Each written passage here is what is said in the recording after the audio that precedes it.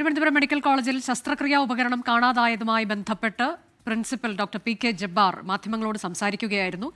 അദ്ദേഹം പറയുന്നത് ഈ ഉപകരണം പിന്നീട് കണ്ടെത്തി, ഒരു ബില്ലുണ്ടായിരുന്നു, ഇതിലൊക്കെ ചില ആശയക്കുഴപ്പങ്ങളുണ്ട്, അവ്യക്തതകളുണ്ട് എന്ന് പറയുകയാണ്. ഒരു CCTV ദൃശ്യമുണ്ട്, ആരോ മുറിക്കകത്തേക്ക് കയറിപ്പോകുന്ന ദൃശ്യമുണ്ട് എന്നതുൾപ്പെടെയുള്ള കാര്യങ്ങൾ പറയുകയാണ്. ആദ്യം ഈ ഉപകരണം ഉണ്ടായിരുന്നില്ല, പിന്നീടുള്ള പരിശോധനയിൽ ഉപകരണം കണ്ടെത്താൻ കഴിഞ്ഞു. ഒപ്പം മറ്റൊരു ബില്ല്, ഓഗസ്റ്റ് 2-ന് ഉപകരണം വാങ്ങിയ ബില്ല് കണ്ടെത്തി. CCTV ദൃശ്യത്തിൽ ആരാണുള്ളത് എന്നതിലൊക്കെയുള്ള തുടർ പരിശോധന വേണം.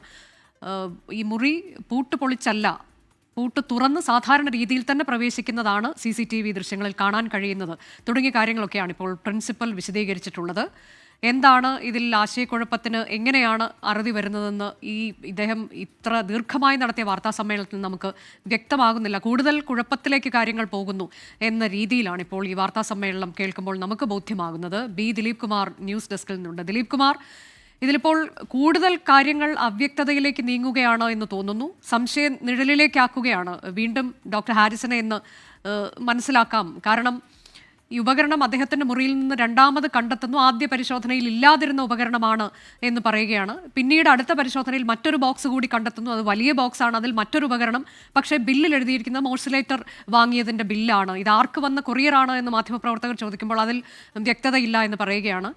CCTV ദൃശ്യമുണ്ട്, എങ്ങനെയാണ് മുറിക്കകത്തേക്ക് കയറാൻ സാധിക്കുന്നതെന്ന് ചോദിക്കുമ്പോൾ അതിന് വ്യക്തതയില്ല. ഇപ്പോൾ എന്താണ് ഈ പ്രിൻസിപ്പലിൻ്റെ വാർത്താ സമ്മേളനത്തിൽ നമുക്ക് മനസ്സിലാക്കാൻ കഴിയുന്നത്? രത്നച്ചുരുക്കം എന്താണ് ദിലീപ്? അനുജ, ഈ വിഷയത്തിൽ വസ്തുതകൾ അന്വേഷണത്തിലൂടെ പുറത്തു വരട്ടെ, അതിൽ ആരാണ് കുറ്റക്കാരെന്ന് കണ്ടെത്തട്ടെ. പക്ഷേ ഒരു കാര്യം വ്യക്തമാണ്, ഡോക്ടർ ഹാരിസ് ഹസ്സനെ ചെളിവാരി എറിയുക എന്നതായിരുന്നു ഈ വാർത്താ സമ്മേളനത്തിൻ്റെ ഉദ്ദേശം എന്ന കാര്യത്തിൽ സംശയമില്ല. അതിന് സർക്കാരിൻ്റെ അനുമതി ഉണ്ടായിരുന്നു. സർക്കാർ തന്നെയാണ് ഇതിൽ തന്നെ മെഡിക്കൽ കോളേജ് പ്രിൻസിപ്പലും സൂപ്രണ്ടുമൊക്കെ ആവർത്തിക്കുന്നുണ്ട്, എല്ലാവരും ഈ കോഡ് ഓഫ് കോണ്ടാക്ട് സർക്കാർ ജീവനക്കാർക്കുള്ള പെരുമാറ്റച്ചട്ടത്തിൻ്റെ പരിധിയിൽ വരുന്നവരാണ്. അതനുസരിച്ചാണ് ഡോക്ടർ ഹാരിസ് ഹസ്സന് വിശദീകരണ കത്ത് നൽകിയത് എന്നാണ് നേരത്തെ ഇതിന് ആമുഖമായി പ്രിൻസിപ്പൽ തന്നെ പറഞ്ഞത്. പക്ഷേ ഇത്തരം ഒരു വാർത്താ സമ്മേളനം എങ്ങനെയാണ് ഒരു അന്വേഷണ ഏജൻസിയോ ഒരു അന്വേഷണ ഉദ്യോഗസ്ഥനോ ഇക്കാര്യത്തിൽ ഒരു അന്തിമ തീരുമാനം എടുക്കാതെ ഒരു ഡോക്ടറെ ചെളിവാരി എറിയുന്നതിന്, ഒരു സഹപ്രവർത്തകനെ ഈ നിലയിൽ ആക്രമിക്കുന്നതിന് ഇത്തരത്തിൽ മെഡിക്കൽ കോളേജ് പ്രിൻസിപ്പലിനും സൂപ്രണ്ടിനും അനുമതി നൽകിയത് എന്നതാണ് ഏറ്റവും പ്രസക്തമായ ചോദ്യം. സർക്കാരും ആരോഗ്യവകുപ്പും ഈ വിഷയത്തിൽ പ്രതിരോധത്തിലായ സമയത്താണ് ഇത്തരത്തിൽ മെഡിക്കൽ കോളേജ് പ്രിൻസിപ്പലിനെയും സൂപ്രണ്ടിനെയും രംഗത്തിറക്കിക്കൊണ്ടുള്ള ഡോക്ടർ ഹാരിസ് ഹസ്സനെതിരായിട്ടുള്ള ആക്രമണത്തിന് തുനിഞ്ഞത് എന്നതും വളരെ ശ്രദ്ധേയമായ കാര്യമാണ്. ഇനി അറിയേണ്ടത് ചില കാര്യങ്ങളാണ്. ഒന്ന്, ഡോക്ടർ ഹാരിസ് ഹസ്സൻ 4-ാം തീയതി മുതൽ അവധിയിലായിരുന്നു എന്ന കാര്യം പ്രിൻസിപ്പൽ സമ്മതിക്കുന്നുണ്ട്. ഈ കൊറിയർ അല്ലെങ്കിൽ ഈ പെട്ടി കണ്ടെത്തിയത്, ഡോക്ടർ ഹാരിസ് ഹസ്സൻ്റെ മുറിയിൽ നിന്ന് കണ്ടെത്തിയത് എപ്പോഴാണ്? ഏതായാലും അദ്ദേഹത്തിൻ്റെ അസാന്നിധ്യത്തിലാണ് എന്ന കാര്യം വ്യക്തമാണ്. അത് പ്രിൻസിപ്പലിൻ്റെ വാക്കുകൾ തന്നെ ഉണ്ടായിരുന്നു. അദ്ദേഹം അവിടെ ഇല്ലാതിരുന്നപ്പോൾ അവിടെ മേശപ്പുറത്തുണ്ടായിരുന്ന പെട്ടികൾ, 2 പെട്ടികൾ ഉണ്ടായിരുന്നു. അത് തുറന്നു നോക്കിയത് മറ്റ് ഈ അന്വേഷണ ഉദ്യോഗസ്ഥനായ ഡോക്ടർ KV വിശ്വനാഥൻ്റെ അടക്കം സാന്നിധ്യത്തിൽ തങ്ങൾ തന്നെയാണ് ഇത് തുറന്നു നോക്കിയത് എന്ന കാര്യം മെഡിക്കൽ കോളേജ് പ്രിൻസിപ്പൽ പറയുന്നുണ്ട്.